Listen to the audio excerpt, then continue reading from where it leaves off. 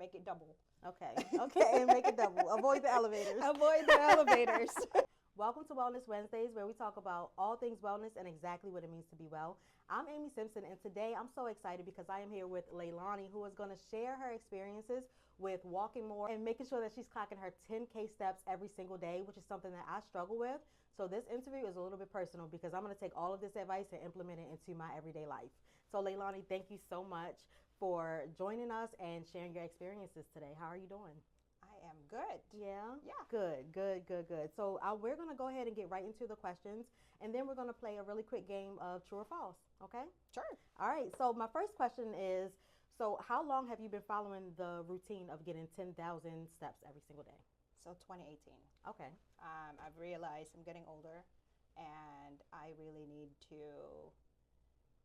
I don't lose as much weight as when I used to when I was younger. Okay. So I need to be on top of my game. Okay, so you realize you just have to move a little bit more. Right. If it's not coming off as fast as it used to, then you got to step up the stuff that you're doing.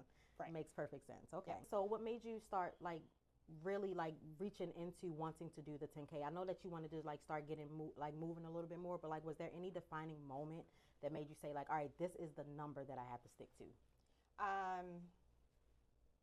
I think it's just kind of ingrained. I've been hearing about it for a long time, that to be on shape, you gotta have 10K steps. Also growing up, my big why for this, my mom had diabetes growing up, so we're kind of exposed to that kind of health part of it. Yeah. And I'm scared that genes will dictate it, no matter how much we do. Okay, so you were afraid that it could be something just out of your control, pretty much. Right. I resonate with that as well, because my family has struggled with heart issues and diabetes and stuff like that, and I'm at one point it was kind of no matter what I do, that might still happen, so why try? And then I had to do a complete mindset shift. And you just can't think that way. You have to try everything in your power to not let that happen. Yeah.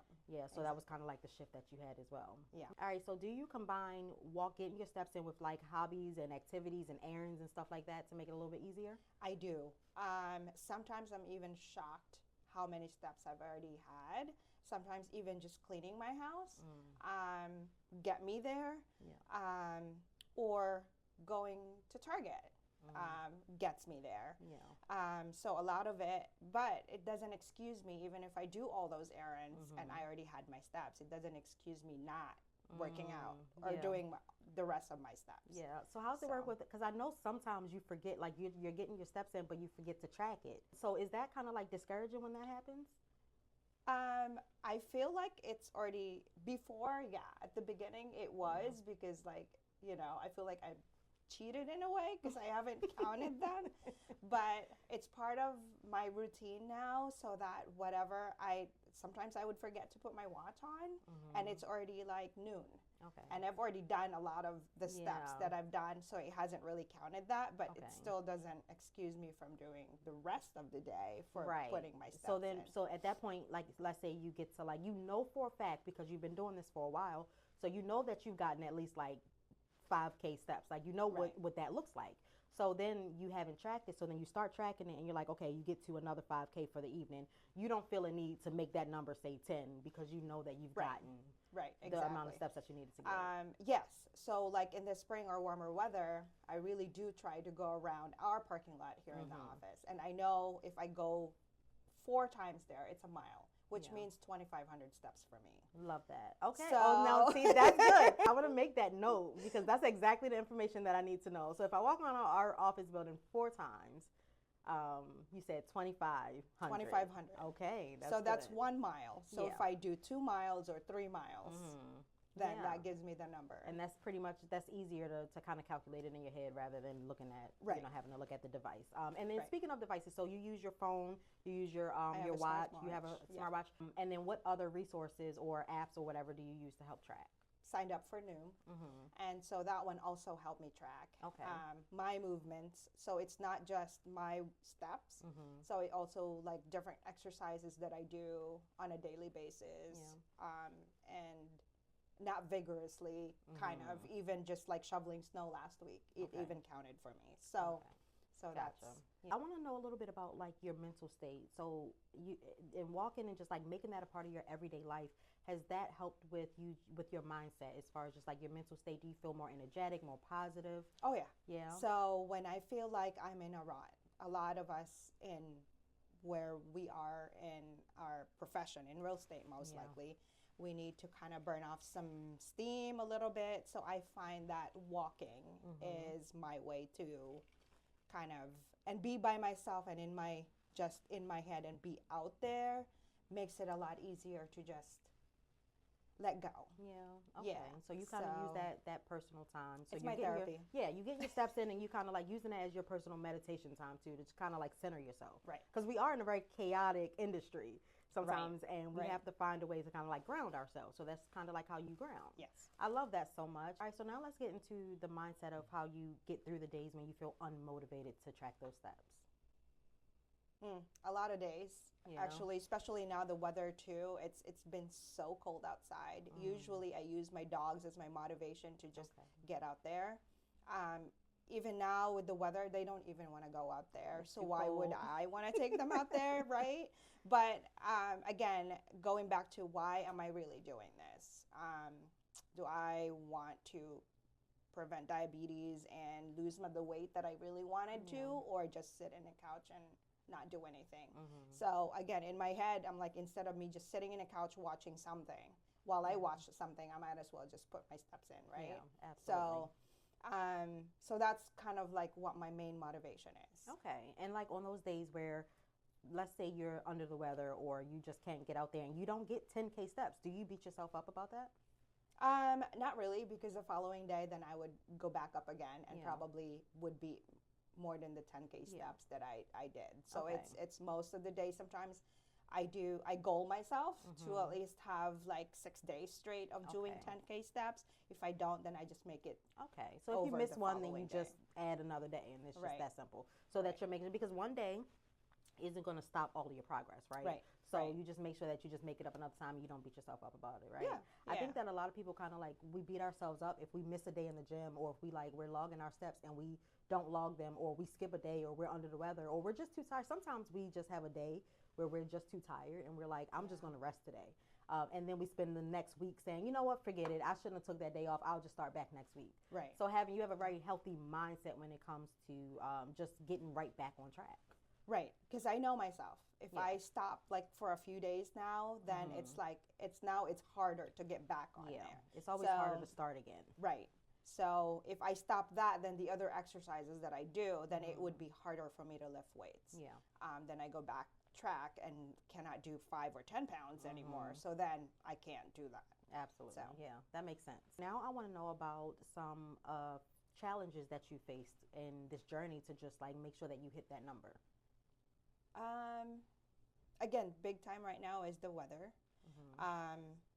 And just sometimes the challenge is just plain laziness. Yeah. Like I just don't want to get up and do anything. That is so relatable. Especially on a Saturday morning. Like we always wake up Monday to Friday, have to go back into the office. And so, it's that come on, you got to get up and do it. So once you do the exercise, you actually feel better and ready to start the day. I mean, it's either running errands or doing whatever it is that you need to do for just get moving for the day. Just get something done that day. Right.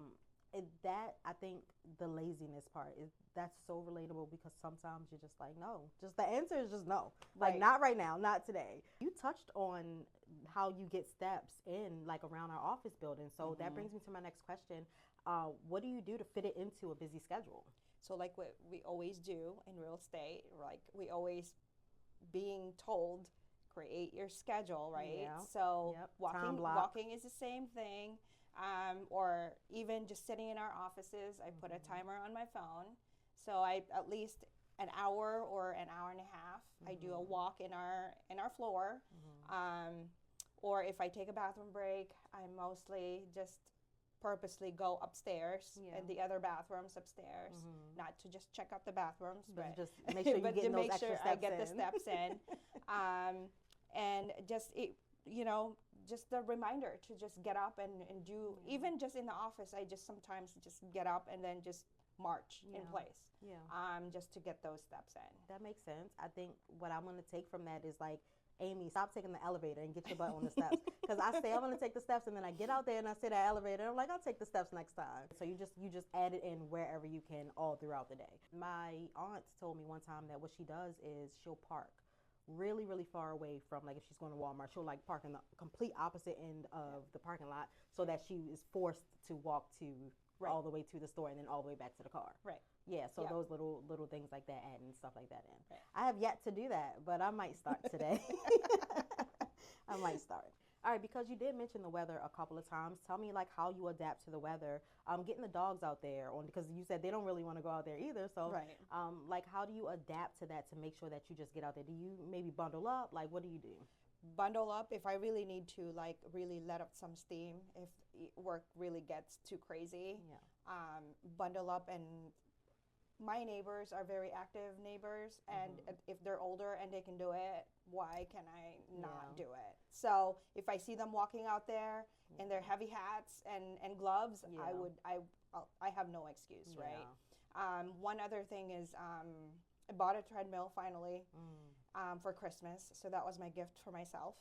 And so now my goal is to do 3 miles in 30 minutes. Oh, wow. Okay. So let's see if I can do that. So far, more indoor walking. And then I found a good YouTube couple that I follow that like are doing like Step to the Bee.